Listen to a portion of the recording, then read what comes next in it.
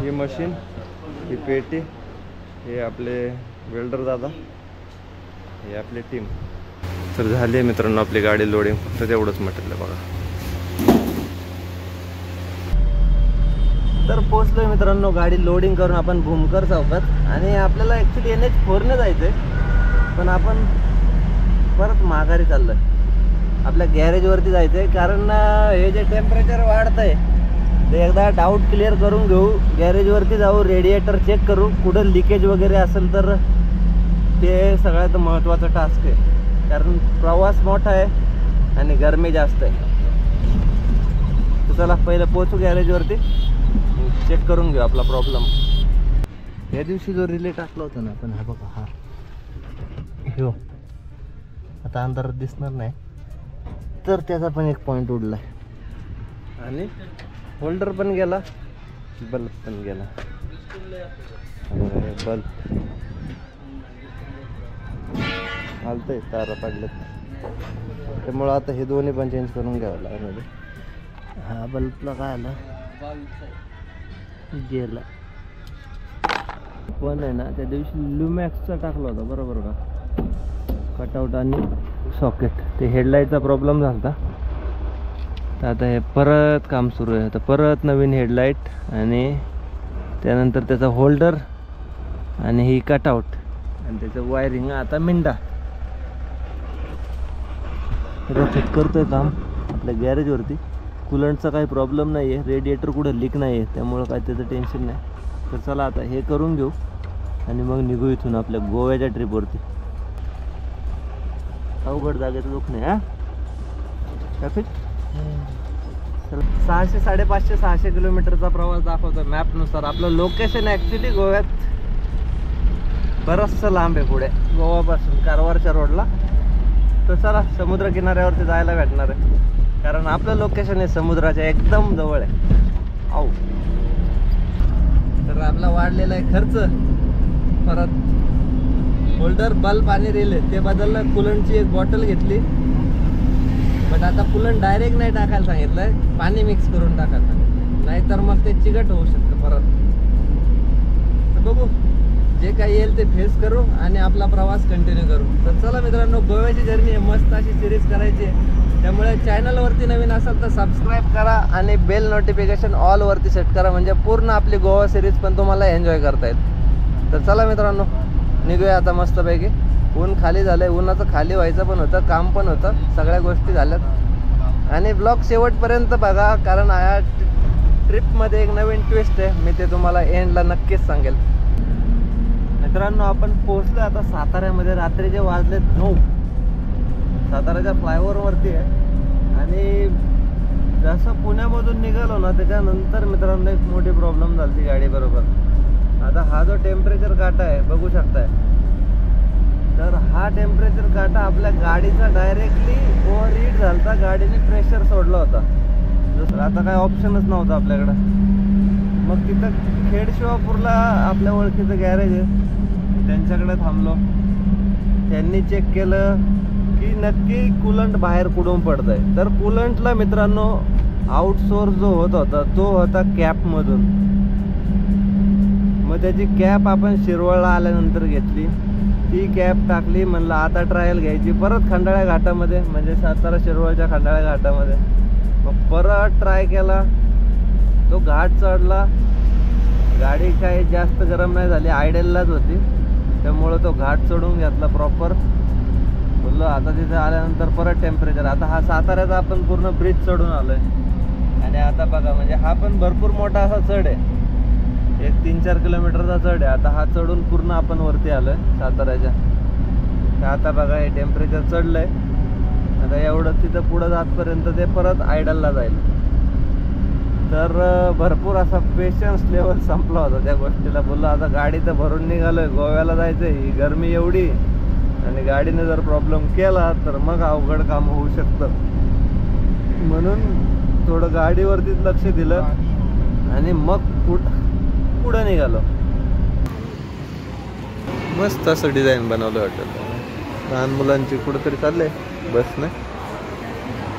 तर आजच्या मेनूमध्ये मित्रांनो अख्खा मसूर, मोठ्या मोठ्या रोट्या, कांदा लिंबू. आणि आता आपल्या पुढं चालली आहे बघा 2797 MH50 टाटा अल्ट्रा. दादा आपले सबस्क्रायबर आहेत.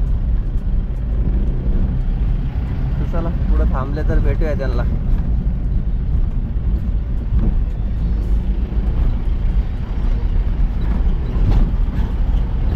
ये बाय, ये बाय,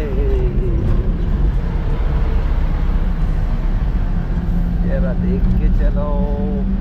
आले दादा भेटायला. कुठं इकडून येतात तिकडून येतात. बोला की ते मला वाटलं होतं कोणतरी आपलंच माणूस असणार. आपला ब्लॉगच चाललाय म्हणलं. चला तर निघालोय मित्रांनो दादांना भेटून. कोचिनला भेटलो होतो. कागल मधून मित्रांनो आता आपण राईड घेतोय. सर्व्हिस रोडला लागलो. शेजारीच आपल्या NH4 आदमापूरचा रोड आहे मित्रांनो हा कागल मधून. गावामधून ऍक्च्युली राईड घेतला आणि आपण आदमापूरचा रोड पकडला होता.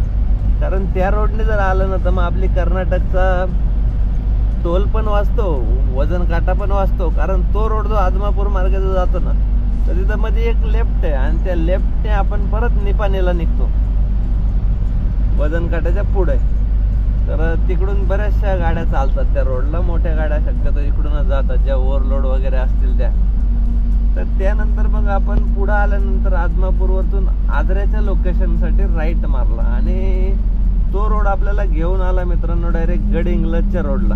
गडहिंग्लज, आजरा, त्यानंतर सावंतवाडी आणि सावंतवाडीतून आपल्याला पुढं गोव्याला घेऊन जाणार रोड आहे. त्यामुळं तो रोड ट्राय केला. तर रस्ता खूप छान आहे. फक्त मध्ये एक दोन ठिकाणी घाट लागतो मित्रांनो. पण त्या घाटामध्ये किंवा म्हणजे आपण कागल सोडल्यापासून इथपर्यंत आलोय तर आपल्याला कुठेही रस्त्याला काही प्रॉब्लेम नाही. रस्ता खड्डे सुद्धा नाही आहेत मित्रांनो. म्हणजे जे आहे ते आहे सत्य परिस्थिती. रस्ता खूप मस्त आहे. आणि इकडून मग आता आपल्याला पुढं गोवा लागल. म्हणजे गोव्याची एंट्री फक्त 150 किलोमीटर राहिली. आजरा राहिलेलं 15 किलोमीटर. तर गडहिंग्लज कागलचा जो रोड आहे तो पण छान आहे. आणि गडहिंग्लजवरतून आपण जेव्हा आजऱ्या मार्गे गोव्याला जातो तर तो पण खूप छान आहे, मस्त. तर अजून आपल्याला 100-125 किलोमीटरचं अंतर राहिलं आहे जिथे आपल्याला मटेरियल सोडायचं आहे. तर थांबू नाही शकलो, म्हणजे आराम करायला नाही थांबलो. कारण कसं होतं जेव्हा आपल्याला आपल्या टार्गेटकडे जायचं आहे ना तेव्हा मग ती झोप येत नाही डोळ्यावरती असं म्हणता येत. तर हे चेकपोस्ट आहे साहेबांचं इथं. जे इथून घाट चालू होतो, फॉरेस्ट आहे, भरपूर मस्त आहे. तर प्रवासाबद्दल आता थोडक्यात बोलत होतो म्हणून ते जर आठवलं. तर मित्रांनो प्रवास आणि प्रवास जर तुमचा व्यवसाय ड्रायव्हिंगचा असेल तर तुम्हाला प्रवासात मला 1000 किलोमीटर जायचं आहे, 2000 किलोमीटर जायचं, 3000 किलोमीटर जायचं. चला निघूया असं वाटतं. आता एवढं 900 किलोमीटर चालवून सुद्धा आपण आता हा 550 किलोमीटरचा प्रवास करायला सुरुवात पण केली आणि तो आता 100 किलोमीटर शेवटचे समजून चला तर कंप्लीट पण केला. फक्त प्रवास करणं आणि ड्रायव्हरचा जॉब करणं किंवा प्रवास पाहणं त्याच्या मागचं स्ट्रगल तर भरपूर आहे. आता हे जे करत असतील एवढ्या लॉंग रूटला तर त्यांच्यासाठी ह्या गोष्टी रेग्युलर असतात. असं काही हे वाटत नाही. एकदम मस्त असं सीन आहे रात खालचा, पण तो आता काही दिसणार नाही. तर चला घाटातली वेळी वाकडी वळणं तरी एन्जॉय करत करत जाऊया. पुढे लाईट्स दिसत असतील तिकडे, ते बघा पूर्ण फिरून जायचं आणि सावकाशच उतरायचं आपल्याला, कारण घाट पूर्ण ओपन आहे. तर तुमची आवड प्रवासामध्ये ड्रायव्हर होणं हा जॉब जेवढाही सोपा नाही आहे. तुम्हाला आवड असणं त्याच्या मागे गरजेचं आहे. तुम्हाला फिरण्यासाठी म्हणजे जर 1000 किलोमीटर 2000 किलोमीटर ज्यावेळेस तुम्ही जाताय ना त्यावेळेस तुम्हाला तो एक आनंद पण घेता आला पाहिजे त्या प्रवासाचा. तर त्या म्हणजे ड्रायव्हिंगला काही अर्थ आहे. नाहीतर मग फक्त पळायचंय 4 तास ड्युटी करायची 8 तास. आता इथं ड्युटीला टायमिंग नसतो. ह्या जॉबला आपल्या गव्हर्नमेंटकडून काही बंधन नाही आहेत की तुम्ही किती तास गाडी चालवू शकता किंवा काय. आता आपलं किती तास गाडी चालवणं हे तुमच्या लक्षात आलं असेल तर प्रवासाबरोबर आहे ना तुम्ही आनंद घ्या, त्या क्षणांचा आनंद घ्या. आणि खरंच जेव्हा आपण निसर्गाच्या सानिध्यात जातो किंवा मग कुठे एखाद्या मंदिरात जातो, एखाद्या नवीन ठिकाणी आपल्याला नवीन गोष्टी बघायला भेटतात, तर त्या पाहताना म्हणजे तुम्ही तुमचं जे म्हणतो ना आपण प्रत्येक वेळेस जर फिक्स ड्युटी असेल, जॉब असेल, तर आपण तेच दररोज करून कंटाळून जातो. त्यामुळे आपण काय करतो, मंथली ट्रिप काढतो किंवा मग एखादी 6 महिन्यातून ट्रिप काढतो, कुठंतरी विरंगुळा म्हणून फिरायला जातो, नाहीतर गोवा एन्जॉय करायला जातो. तर गोवा एन्जॉय करण्यावरतून विषय आठवला तर त्या तुम्हाला नेक्स्ट ब्लॉगमध्ये बघायला भेटेल. जर तुम्ही गोव्यात येत आहे ना, तर गोव्यात ह्या गोष्टी पण नक्की बघा, त्या आपण नेक्स्ट ब्लॉगमध्ये कव्हर करूच. Welcome to Goa. मित्रांनो, सकाळचे 6:15 वाजलेत आणि आपण गोवाचा चेकपोस्ट क्रॉस करून पुढे आलोय. तर टिपी काढून घ्यायचा होता म्हणून टिपी काढून घेतला आणि आता जस्ट पोहोचलो. इथून 50-55 किलोमीटर पणजी आहे आणि तिथून पुढे आपलं लोकेशन एक 50 किलोमीटर आहे. तर टिपी काढून घेतलाय मित्रांनो. आपल्याला टिपीचा खर्च आलाय मित्रांनो 650 रुपये टिपीचा आणि 50 रुपये त्याच्या आधी कस्टम वाल्याचे, असे 700 रुपये टिपीचा खर्च आलाय. बरं तरी आज सकाळी लवकर असल्यामुळे हवालदार साहेब काय भेटले नाही, तर युनिफॉर्मच्या नावाखाली परत ते 100-200 रुपयाचा फटका वाचला असता. त्यामुळं पहिलं बोललो गोवा एंट्री करून घेऊ, त्यानंतर आराम करू. फायनली पोचलो गोव्यामध्ये. आता थोडं पुढं जाऊन मस्तपैकी आराम करता येईल आणि मग 10-10:30 वाजता आपल्याला कंपनीच्या गेटवरती पोहोचायचं.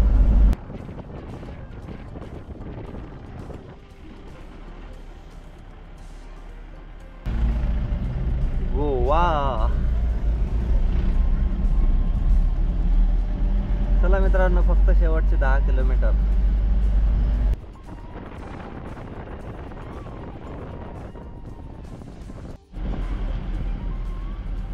कसलं एक नंबर आहे की नाही बेटूल. हे गावाचं नाव आहे मित्रांनो, बेटूल.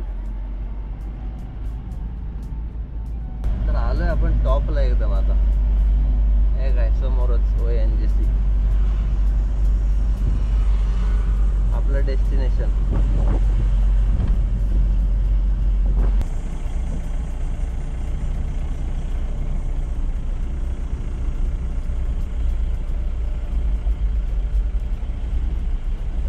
कसले भारी भारी का डिझाईन बनवलेत बघा ना. ONGC टोटल अंडर कन्स्ट्रक्शन आहे हा प्लॅन्ट, पण हे डिझाईन कसले भारी.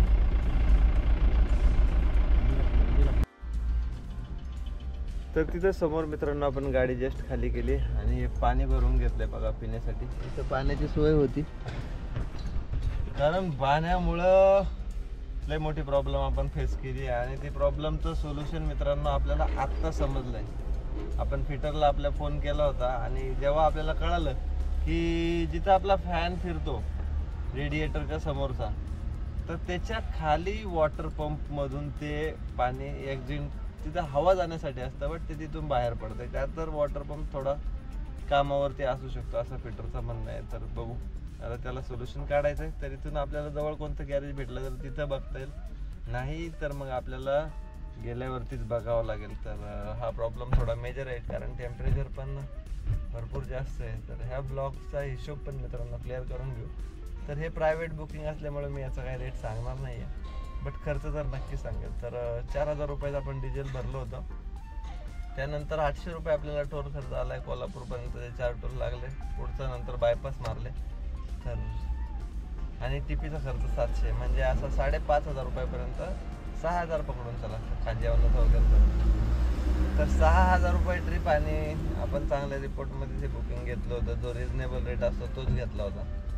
तर आता इथून बुकिंग भेटलं तर ठीक, पण गाडीचं काम तर करून घ्यायचं, त्यामुळे ते तुम्हाला नेक्स्ट ब्लॉगमध्ये बघायला भेटेल. तर चला मित्रांनो, आता इथून भरपूर असं थकलं, आंघोळ पण केलेलं नाही आहे आणि गरमी तर माहितीच, बेकार गरमी आहे गोव्याला. जस्ट शेजारीच समुद्र किनारा आहे आपल्या बाजूलाच, तर एवढं गरम होतंय ते विचारताच नाही. चला आता इथून निघूया बाहेर, भरपूर थकलो आहे, त्यामुळे झोपायचं का गाडीचं काम करायचं हे अजूनही डिसाईड नाही आहे. पण जे काय होईल ते तुम्हाला नेक्स्ट ब्लॉगमध्ये बघायला भेटेल. त्यामुळे ब्लॉग आणि सिरीज शेवटपर्यंत नक्की बघा. तर ब्लॉग कसा वाटला ते कमेंट करून नक्की सांगा. भेटूया मित्रांनो नेक्स्ट ब्लॉगमध्ये. तोपर्यंत काळजी घ्या आणि जय शिवराय.